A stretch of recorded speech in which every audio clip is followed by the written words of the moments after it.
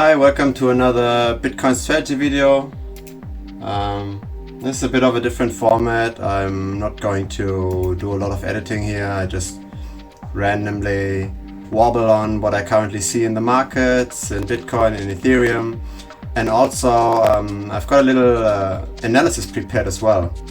So I want to show you a little bit about the stability of trends, and I have some very nice graphics for you, some very nice charts for you prepared. So at the end of this video you will, for example, understand what this chart here means. Yeah, let's jump into it. So first of all, what I found really interesting is when you look at the moving averages right now. So this is Bitcoin, and we've just crossed the 7-day moving average. So we're in bullish territory. Why is the 7-day moving average so important? Because when we look at an analysis I've done a while back, let's see if I can find the slides.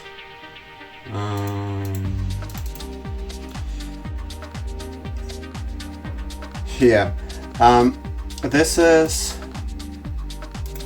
this is the per annum return that you would have gotten trading Bitcoin when you're only long Bitcoin when the price is above a certain moving average.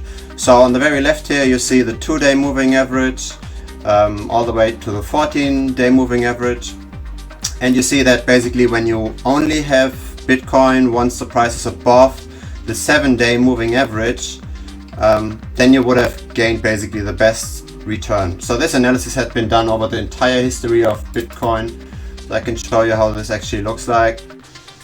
So this is on a logarithmic scale, the Bitcoin price, and in gray you see basically if you would have just bought or if you would have just held Bitcoin when the price is above the 7-day moving average. So you basically have return that is less volatile, that doesn't go down as much drawdown. And yeah, we outperform basically just buying and hodling. So that's the 7-day moving average. So I personally find it the best to look at. And when we just look right now at Bitcoin, we've just crossed it. So that's basically, at least historically speaking, a very good entry point if you're on the short side of trading horizons, time horizons. This would be now the time to actually enter the market. So I anticipate likely to see the next bull run very soon. When we look at Ethereum, the moving average is a little bit different. So let me show you here the best performing moving average for Ethereum for a very similar analysis. There, by the way, also separate videos just on those moving averages analyses out there. I can link them down in the description. So let's look at the results. So that's basically best performing moving averages for Ethereum. So it's somewhere between 14 days and 60 days. So when I just looked at those different moving averages, 30 was the best. I also was diving in a bit deeper into this analysis, and you can see here again on the x-axis is the moving average, and on the y-axis is the annualized return. And when we look at this data point over here, and when we look at this data point over here, those are basically the best performing moving averages. And this is the 23-day and the 39-day. And because I like to normally trade rather not as active because of costs, I prefer the 39-day. So we're very close to crossing the 39-day moving average in Ethereum. If we just look at the 23-day, we've probably already crossed it, but I don't want to overpromise here, so let's look. No, we haven't crossed it. So Ethereum still is not yet in bullish territory. We're still neutral on this, but Bitcoin looks already quite good. So if you're on the fence, you're not yet invested in crypto at all, and you're looking for a good time to enter the market, now might be a good time. Okay, so that's it for the current situation. Now I've promised you a bit more in-depth analysis, and today's video is about, first of all, this chart here. It's a bit complex to explain, so let's step a bit back. So the idea, what I was wondering is how valid is it actually to trade crypto? So in this case, I checked Bitcoin. How valid is it to trade crypto according to momentum? So what that means is, if the price was rising in the past, is there an increased likelihood that it will rise in the future? And same thing, vice versa. If it was falling in the past, is there an increased likelihood that it will fall in the future? So it's basically the trend your friend. That's the overall question. And the way I try to make this analysis is relatively straightforward. So I looked at different time frames, all the way from 1 day to, okay, let's say here we have now 1, 2, 3, 4, 5, 6 months, right? So we have now here a 6-month window, and obviously the price in this particular case was rising. And now what I would do in my analysis is I would go forward 6 months from that point onwards and would check, was it rising again? And in this case, this is true. And so I made this analysis for all possible time windows over the price history of Bitcoin. So for example, for the 6 month, I would check this case, I would check this case, and this, and this, and always 6 months here versus 6 months in the future. And it is for the 6 month time window, it is for, you know, all the way from 1 day basically to 2 years. And check how valid is momentum. So if prices were rising or falling in the past, did the same behavior occur in the future for that same time window? That's the question. And this is the result of that analysis. So on the x-axis you can see the different time windows. So on the very left you have very short time windows. So for the data point of 1 here, I would just check, was the price yesterday rising or falling? And then did it rise or fall, so go into the same direction the following day? That's the 1 data point. If you look here at, say, 360 days, I would check, was the price of Bitcoin rising or falling 1 year ago? And then would compare this to 1 year after that. And so on the x-axis you have the different time windows. So each of those points here on the x-axis is basically a new kind of analysis. On the y-axis you see percentages. That's basically a probability. So let's take, for example, the 1 year data point here, right? We have 55% around, something like this, 56% at the 1 year mark.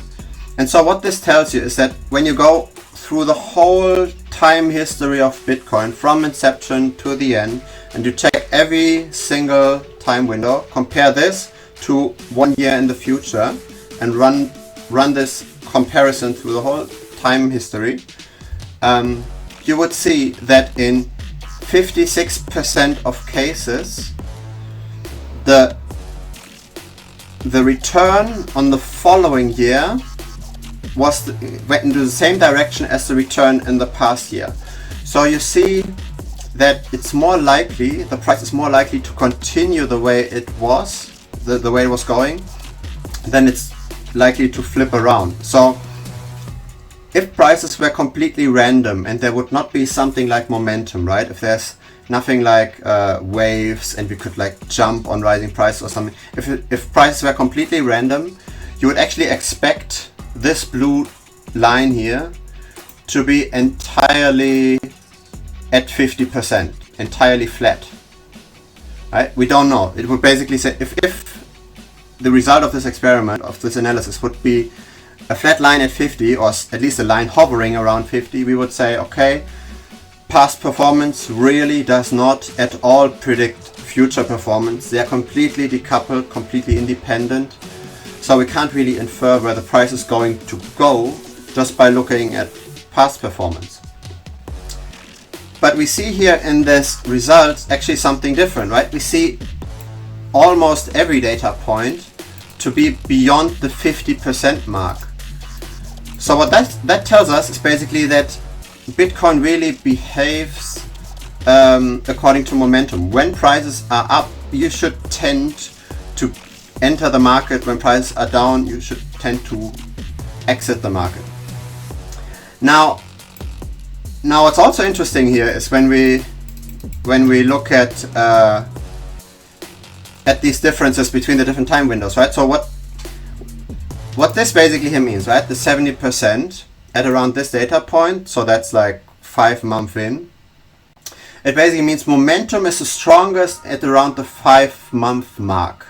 So when prices were rising 5 months ago, they are almost 70% likely to continue to rise 5 months in the future. So the momentum in this 5-month period seems to be the strongest. And it seems to be the weakest on the 1-day time frame. So this is actually, on the 1-day time frame, we actually have a negative, we have a value below 50%. So what does that mean? The below 50% point at this one data point, at the 1-day time frame, means prices are likely, or at least slightly more likely, not to continue in the same direction compared to yesterday. So when yesterday was falling, you have a 52% chance that they might be rising, and vice versa. Okay, so you see this kind of momentum, the strength of momentum here. You should always basically be on the trend side. Almost all of those data points are above 50. And so it really validates this premise: the trend actually really is your friend. And I've just noticed I forgot to turn on the video, so sorry, I'm back again here. Maybe it makes it a bit more entertaining. Alright, so we got this. Now I was looking actually at how will this change when we separate this data. So is there actually a different strength in trend stability or in momentum stability when we look at falling prices versus rising prices? So what we can do is basically split this analysis to say, how likely is it when prices were rising that they continue to rise, and how likely is it when prices were falling that they continue to fall? Are these probabilities any different, or is actually momentum and trend continuation independent of direction? So that's the next question I was asking myself. And so let's look at the result of that analysis. So this orange line now shows the likelihood of the continuation of price movements in the same direction if the price was rising. So we see here momentum seems to be strong, very strong indeed, when prices were rising, that they are going to continue to rise. The blue line is only, no matter what direction, how likely is the price movement to continue. The orange line is how likely are rising prices continue to rise. And now the gray line is how likely are falling prices continue to fall. So that's interesting. Okay, how likely are falling prices continue to fall? That's the gray line here. When we look at this, we see almost, except for again the 5-month window, almost all of those data points are below 50%. So just because prices in Bitcoin were falling in a certain time window,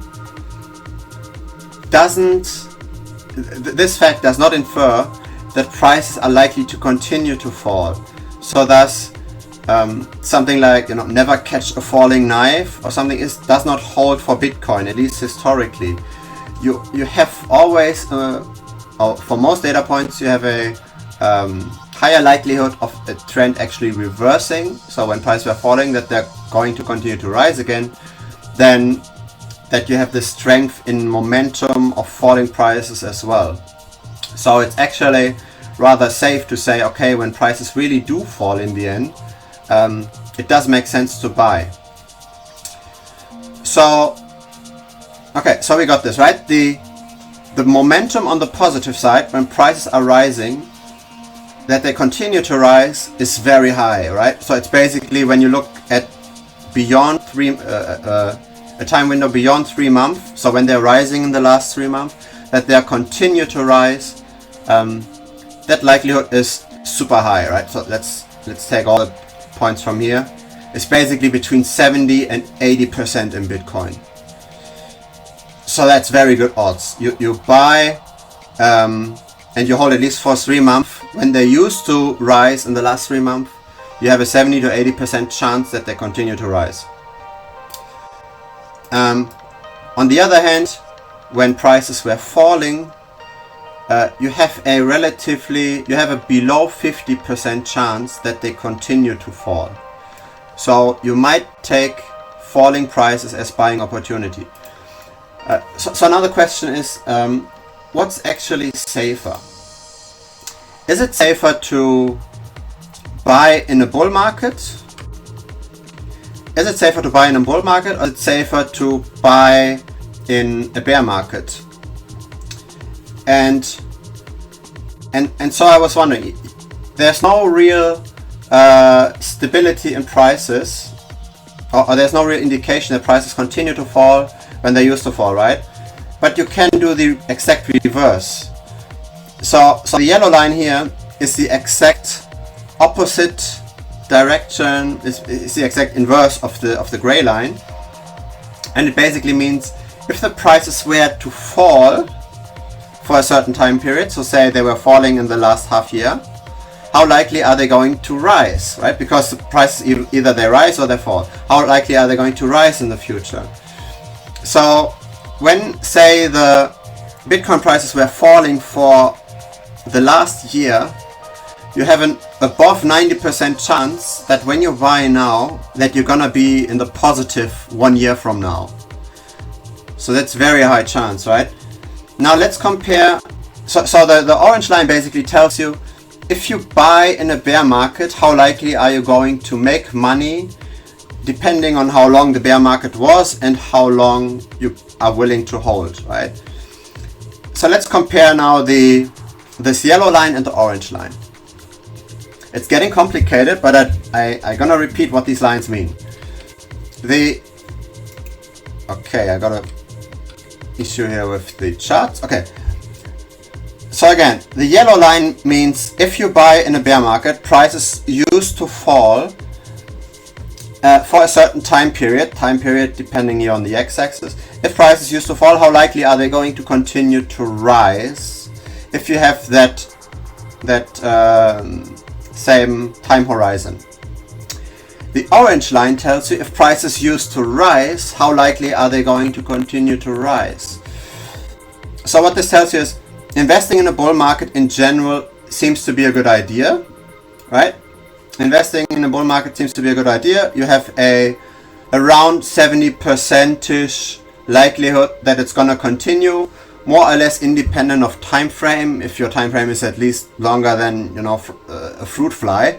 So if you have a time horizon longer than 3 months, you have a 70% chance that you're gonna make money with Bitcoin, given prices were rising in the past. Now, when you are in a bear market, which we luckily currently are not, but if we are in a bear market, investing in a bear market becomes interesting at around this data point. At this data point, investing in a bear market is actually more profitable, or more likely to be profitable, than investing in a bull market. So at what point here is this? So this is 6 months, this is 9 months, so probably around the 8-month mark. So if we are in a bear market in Bitcoin for more than 8 months, and your time horizon is longer than 8 months to hold onto that Bitcoin for more than 8 months, then buying in a bear market is even a better value proposition than buying in the bull run. So this is what this means. If you have the guts to hold longer than 8 months, and we were falling for longer than 8 months, buy in the bull market. You have a very good chance to make money. If you are in a bull market, you can just buy and hold. So that's what this whole analysis means. So let's just look at again all the curves again to make the confusion complete. Blue means trends in Bitcoin are more likely than not to continue. They are likely to continue at around 60%. There seems to be a momentum. The strongest momentum seems to be around 5 months. Rising prices are even more likely to continue to rise. So that's around 70 to 80% likelihood. Falling prices are unlikely to continue to fall. Most of the time, the likelihood of a continuation of falling prices is less than 50%. If you are, however, in a bear market and you have fallen for longer than 8 months, then you should be definitely buying, because then the likelihood of getting into the profits is higher than even if you invested in a bull market. So that's what all of this here means. So I was thinking a little bit about this. What does this actually mean practically?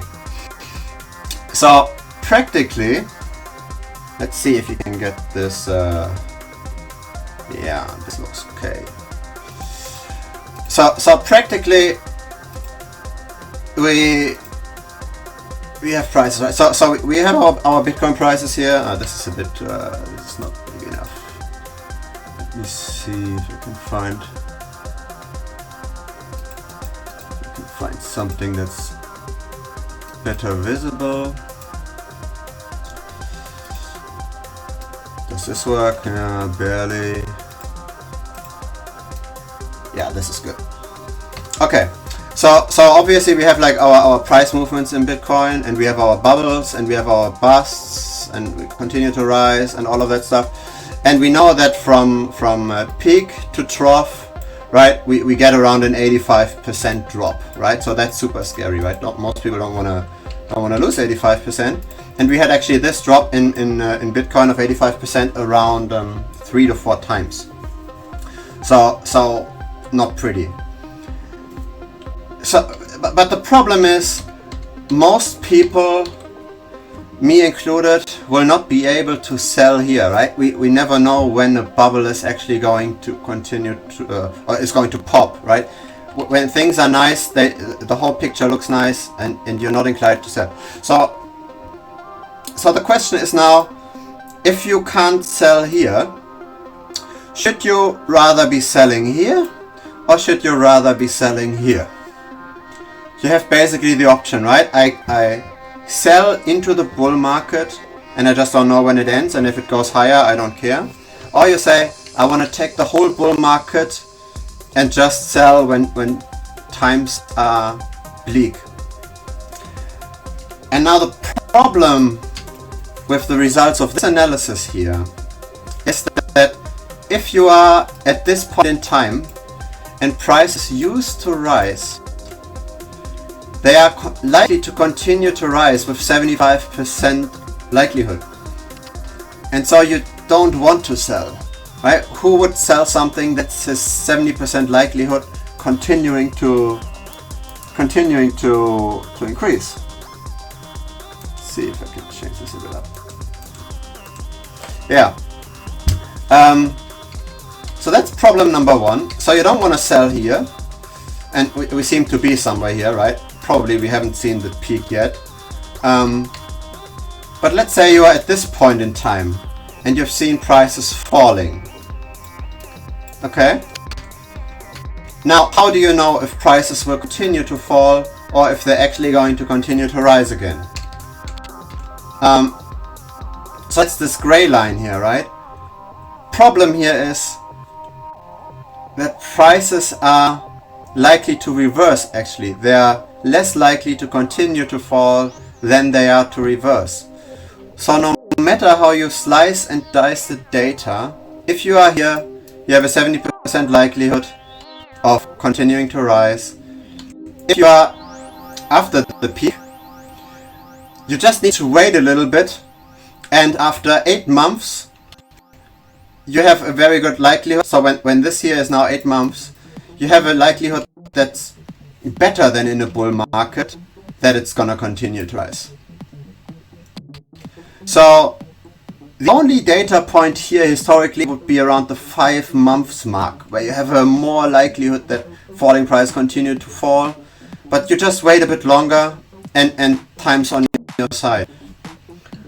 So timing the market based on momentum is tough. When it's going down, it's likely to continue to rise. When it's rising, it's likely to continue to rise. So practically, what should we do?